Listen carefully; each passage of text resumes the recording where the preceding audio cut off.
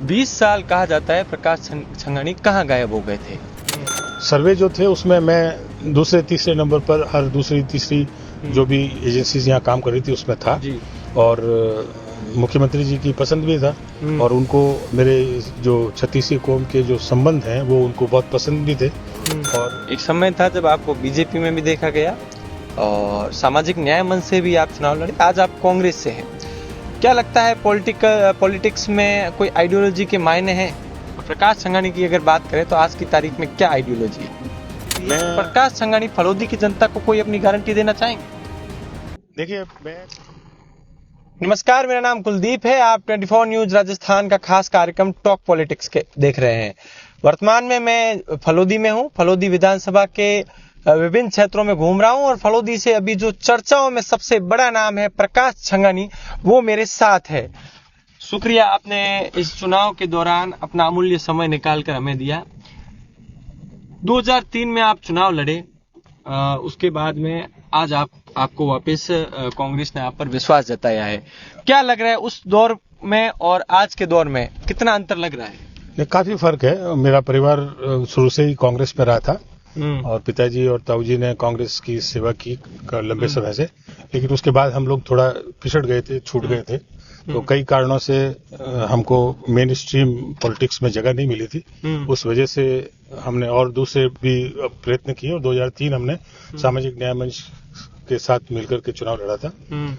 अब में और उसमें काफी फर्क है, क्योंकि हमारी विचारधारा कांग्रेस की है, हमारे सिद्धांत गांधीवादी और सामाजिक सरोकार से रखने वाले हैं। तो उसके हिसाब से हमको इस बार जो कुछ समर्थन मिल रहा है वो पार्टी के सिद्धांतों के अनुरूप हमको बहुत विस्तृत रूप से छत्तीस कौम का समर्थन है और हम बड़े स्तर पर इस बार कामयाब होने की उम्मीद रखते हैं। चलिए, 20 साल कहा जाता है प्रकाश संघानी कहाँ गायब हो गए थे?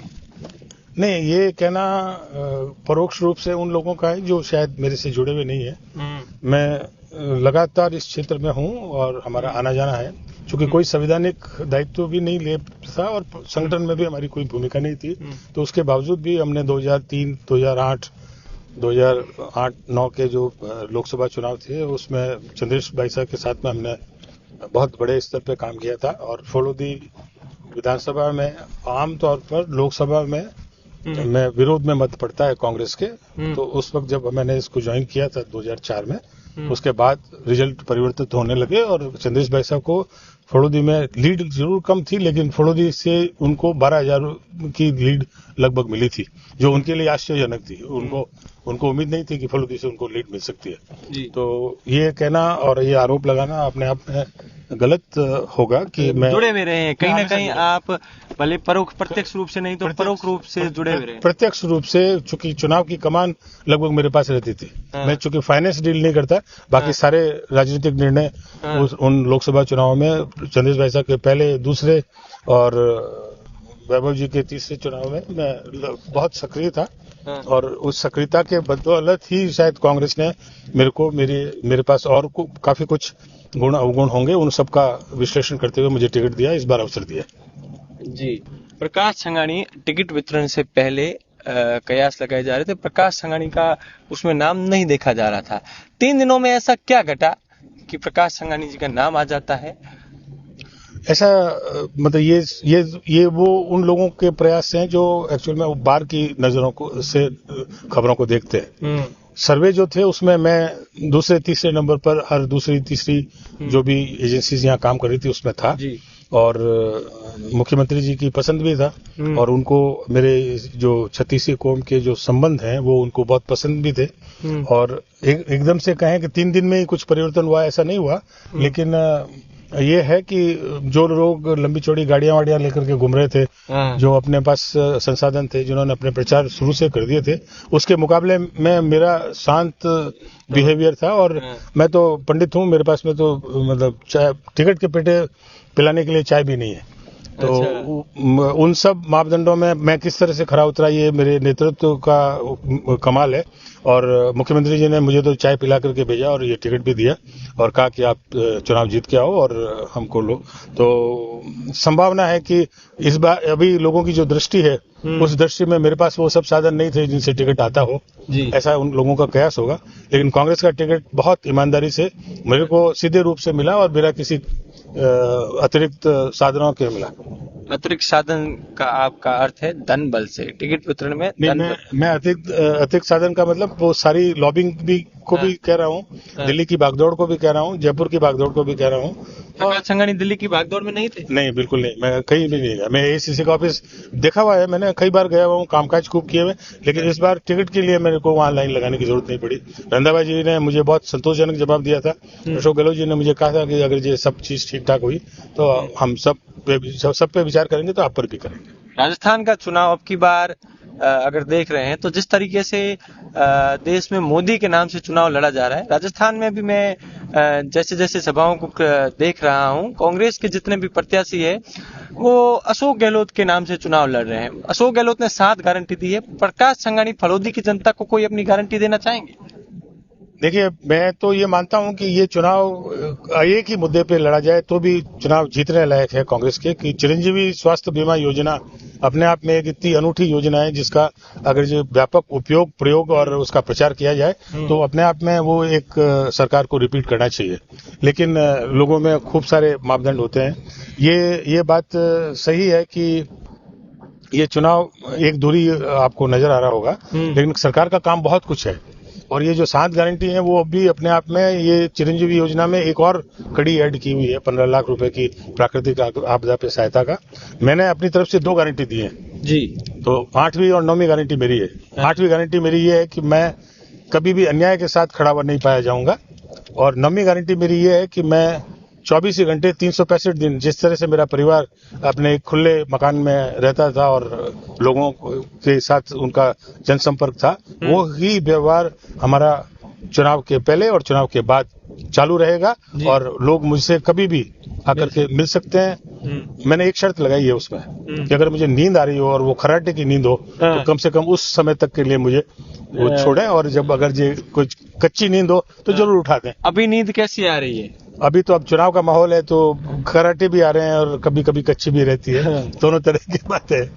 अच्छा, तो आपके परिवार का फलोदी में एक नाम है, चाहे मोहनलाल जी का कहे चाहे दीपू जी का कहे, तो आपको लग रहा है कि उनके नाम का फायदा आपको अभी कहीं ना कहीं मिल रहा है? नहीं, आप खाली फायदे की बात नहीं कहें। मेरे पे पूरी छाया जो है मेरे परिवार के उस संपर्क और उनके संबंधों की है, और अभी जो प्रेम प्रदर्शित हो रहा है वो सारा का सारा मोहन जी छंगानी के और दीप सिंह जी छंगानी के उस प्रेम का प्रतिरूप है, जिसपे ये जितने बुजुर्ग मुझे जो आशीर्वाद दे रहे हैं वो मुझे परिवार के हिस्से से भी दे रहे हैं। और चूंकि मेरी सतत सक्रियता रही है तो इसलिए मैं उन नए लोगों के लिए भी नया नहीं हूँ जो मुझे पहचानते हैं या नहीं पहचानते, क्योंकि मुझे जो भी 50 प्लस के लोग हैं, 40 प्लस के जो लोग हैं, वो सब परिवार से भी वाकिफ हैं, इतिहास से भी वाकिफ हैं और मुझसे भी वाकिफ हैं।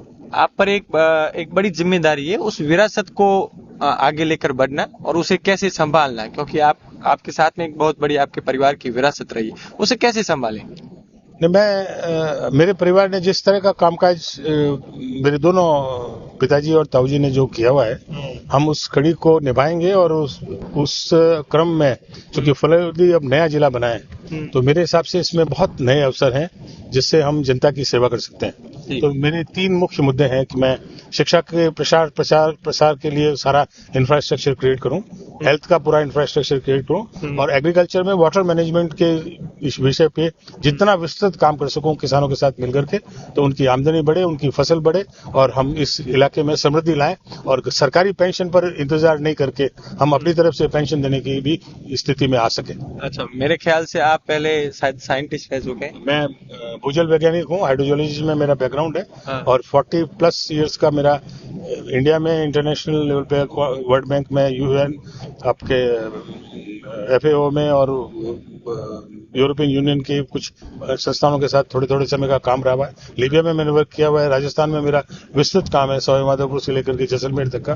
तो मेरे उस अनुभव का उपयोग भी इस क्षेत्र में काम तो आएगा। आपको कितना लगता है कि राजनीति में जो है पढ़े लिखे व्यक्ति आने चाहिए? क्योंकि हम देखते हैं कि राजनीति में बहुत ज्यादा अगर कोई नहीं पढ़ा है फिर भी राजनीति में उसकी आसानी से एंट्री हो जाती है। तो अगर कोई एजुकेटेड और जो उच्च तबके की पढ़ाई करके जब कोई व्यक्ति राजनीति में आता है तो वो सामाजिक ताने बाने को और ज्यादा मजबूती से सुधार पाएगा। इसमें आपका क्या ख्याल है? नहीं, देखिए, फॉर्मल एजुकेशन इम्पोर्टेंट है क्योंकि आपको काम करने में आसानी होती है। हम ब्यूरोक्रेसी की प्रॉब्लम को समझ सकते हैं, एडमिनिस्ट्रेटिव जो प्रतिबद्धता है उनको भी समझ सकते हैं और हम कामकाज कर सकते हैं। पढ़ाई लिखाई से और भी ज्यादा अगर जो आदमी गुणी हो तो फॉर्मल एजुकेशन को भी कई बार वो पार कर लेता है। तो सेंसिटिव हो, गुणी हो, पढ़ा लिखा हो, तो इन सब लोगों का अगर ये समावेश राजनीति में होगा तो हम निश्चित रूप से सामाजिक परिवर्तन में वो दिशा दे सकेंगे जिसकी आज देश को जरूरत है। एक समय था जब आपको बीजेपी में भी देखा गया और सामाजिक न्याय मंच से भी आप चुनाव लड़े, आज आप कांग्रेस से हैं।